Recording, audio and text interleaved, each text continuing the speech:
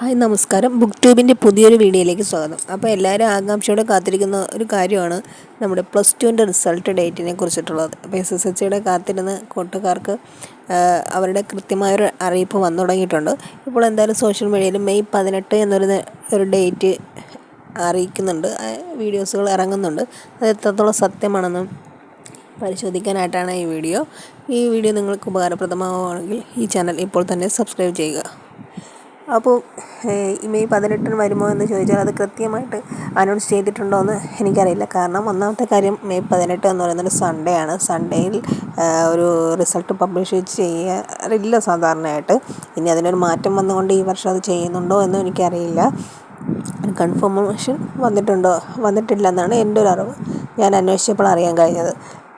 കാരണം SSLCക്ക് പേപ്പറുകളെല്ലാം വാല്യുവേഷൻ ബാക്കി നടപടികളെല്ലാം പൂർത്തിയായതിനു ശേഷമാണ് അവർ ഡേറ്റ് പ്രഖ്യാപിച്ചിട്ടുള്ളത്.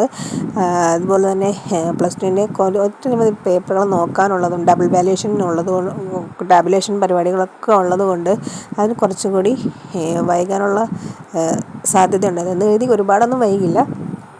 അപ്പോൾ അതുകൊണ്ട് തന്നെ കൃത്യമായൊരു ഡേറ്റാണെന്ന് ഞാൻ പറയുന്നില്ല. എന്തായാലും മെയ് 18 മുമ്പൊക്കെ വരാൻ ചിലപ്പോൾ. അപ്പോൾ അതിൻ്റെ നടപടിക്രമങ്ങൾ ഡബിൾ വാല്യുവേഷനൊക്കെ പൂർത്തീകരിച്ചു കൊണ്ടിരിക്കുന്നതേ ഉള്ളൂ. പരിപാടികൾ നടന്നുകൊണ്ടിരിക്കുന്നതേ ഉള്ളൂ. അപ്പോൾ അതിനിടയ്ക്ക് തന്നെ റിസൾട്ട് പബ്ലിഷ് ചെയ്യുമെന്ന് ഞാൻ വിശ്വസിക്കുന്നില്ല. എന്തായാലും കൃത്യമായൊരു അറിവ് ലഭിക്കുമ്പോൾ എന്തായാലും ചാനലിൽ ആ ഡേറ്റ് അങ്ങനെ തന്നെയാണെങ്കിൽ ഞാൻ അപ്ഡേറ്റ് ചെയ്യുന്നതാണ്.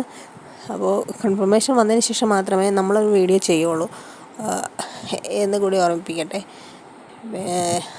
അപ്പോൾ +1 ഇമ്പ്രൂവ്മെൻ്റ് റിസൾട്ട് വരാത്തതെന്ന് കുറേ കുട്ടികൾ ചോദിക്കുന്നുണ്ട്.